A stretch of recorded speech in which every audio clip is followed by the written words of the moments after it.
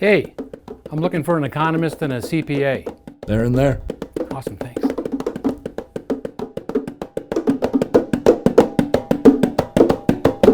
Hey, aren't you Art Woolf and Dave Coates? No, we're the auditors.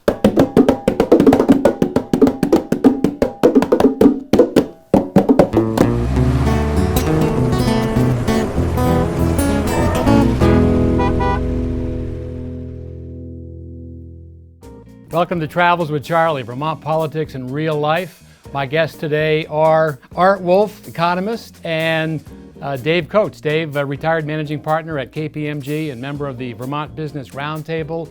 And Art, I've been reading your stuff in the Burlington Free Press, and when I was doing my radio show, I would quote it numerous times. And the reason that we're here today at solimusic.com, anytime I would talk with Dave on my radio program, I would say, Dave, you keep talking about this pension crunch in the state of Vermont. You keep beating that drum and no one's listening. So today, let's beat the drum and see if we can get some people to listen. Obviously, it's a very serious issue. Maybe we could give a little bit of backstory and talk about exactly what it is that we mean when we're saying there's a pension crunch. Can you fill us in a little bit on that? Sure. Let me start, I think, with the thing that'll knock everybody out, obviously, is the fact that we as a state owe $4.5 billion in unfunded liabilities relative to the pensions and the retiree health care benefits. That's an increase of about $2 billion in the last 10 years. So we're going in the wrong direction, quickly. What did private industry do decades ago that you suggest that the state of Vermont should do? Well, what they did decades ago was they kind of froze that plan because many of them had it because that was a great thing. Yeah. However, when those plans were put in, they didn't realize people were going to live 30 years after they retired. So what they did, they changed it to a plan that had less risk for the employer, and it was called a defined contribution plan, like a 401k plan that most people have with their private employers. Right. You write a lot about the demographics, the changing demographics in the state of Vermont. People that are leaving the state, we have less families setting up here. That means there's less tax revenue coming in, isn't there? And then how do you fund a plan if you have less people here? Who the heck's going to be paying all of this, 20, 30 years down the road? So that's the problem. The problem wouldn't be as bad as it is if we had more people working and more people earning income, because that helps contribute money into the system. But we don't have that. Basically the number of jobs and the number of people working in the state is either flat or down and is projected to be in the future. So the state's not going to get less tax revenues. It's going to grow a lot slower. So there's going to be less money available to pay all these future costs that essentially the state has promised to all the public servants that are going to be retired in the next 10, 20, 30 years. When you go to the legislature, even state treasurer doesn't agree with you fully. Why is it so hard to understand when you point things out like this, that if we continue to go in this direction, we're going to be off the charts soon? Well, I think there's a lot of pressure in Montpelier. The pressure comes from the unions, quite frankly. And the unions don't want to change the plans. They're very good for their members. Yeah. And incidentally, the unions don't even have that plan for their administrative group. Why? Because it's too expensive. Keep rolling those drums. Well, let's imagine, gents, this guitar is the pension plan for the state of Vermont. Don't touch it. Don't even look at it. I won't. So this is where the current liabilities are, right here. They're at 10, but they're going to go all the way up to 11. It seems like in the last couple of legislative sessions, Dave and Art, we've had a little extra money, and the last couple of years it's just seemed that, well, let's take that money and we can put it towards the pensions, and there's this great feeling that we've reduced that debt. I use the analogy, it's like having a boat with a hole in it. You're in and you're taking on water, and we should feel good because I just bailed 3 pail loads of water out of the boat, but we didn't fix the hole. No, we haven't fixed the hole. We have a balance sheet now. The state has a balance sheet. It has a deficit. Now, how would you like to take your personal financial statement to the bank that shows a net worth that's negative? Haven't you seen You Dave? just did that, right? Well, the answer is it would be hard to get a loan, which is why the Yeah. debt rating agencies, in part, are reducing our bond rating. Absolutely. From what I see, everything points to the fact that we're going to continue this going forward, and these amounts that they're allocating at the end of the year. Yeah. Now, what is $20 million based on $2.2 billion? You're absolutely right. And I think one of the things that we do need to point out in all of this discussion, because people get very concerned you're going to take something away from them.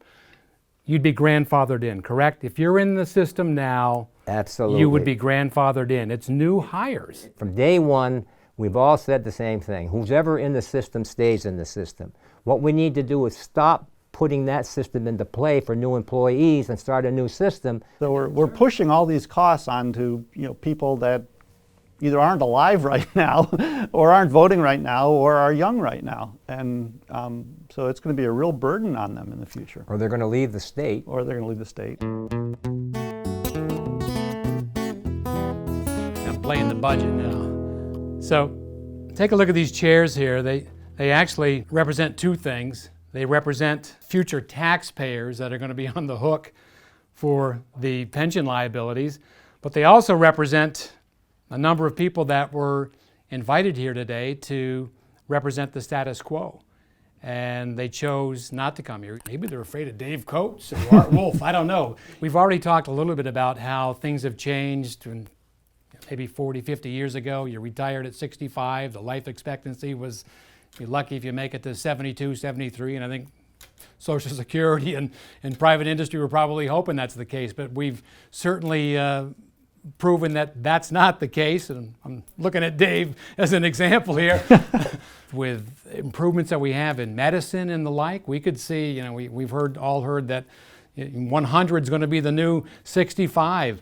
Art, are we going to see that actual retirement age change? Life expectancy is going to increase. I saw a statistic recently that there's about a 50% chance that a baby girl born today will live to be 100. Can you change the retirement age? Well, if you've got a system where the state tells you when you can start getting your retirement, then I think the state's going to have to deal with that, just like Social Security is at the federal level. Yeah. But if you have your own retirement account, if you save a lot, you can still retire whenever you want. Right. But if you expect to live to be 100, you're probably going to either have to save a lot more each year, or you're going to have to work a little bit longer, or a few years longer. So, but again, if you make the changes that Dave's talking about, it's up to you to make those decisions. The state wouldn't have to do anything. It's likely that as decades go on, we will see that age creeping up a little bit. I think we're going to have to. Yeah, we're going to have to. And we need right? the people in the workforce. Yeah. If you could wish something for something to happen to change all of this with a wave of the wand. Well, what I would wish for, obviously, is that we actually do make changes, i.e. new employees coming in would be under a different plan, and then we have a stock market that goes way up, okay, Yeah. and doing exactly what we said earlier. I mean, that's the magic wand, so we could then earn our way out of this. But that's so unlikely. Art? Well, the stock market one is the real magic, unlikely. But I think the other part of the magic wand that Dave mentioned, which is just change the system, that's really not magic. That's completely doable. It is doable. We don't have to have anything special happen other than the legislature voting on it and the governor signing a bill that is something that other states have done. So that's not at all out of the realm of possibility. So it's not even magic. It's just political will.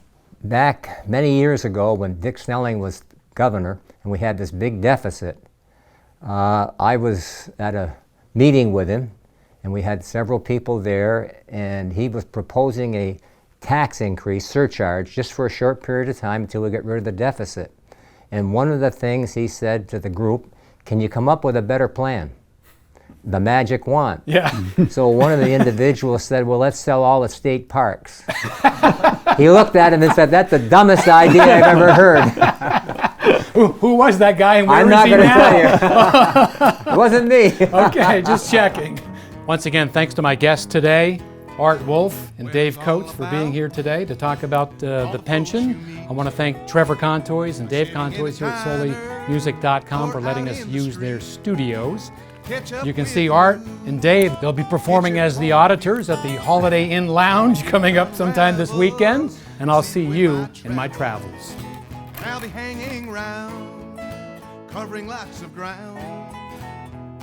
If you'd be so kind to share what's on your mind. I bet you, Dave, you can. I think I can play Mary Had a Little Lamb. Go ahead, let him do it. Yeah, I go can't. ahead. You I can't? haven't done that for years.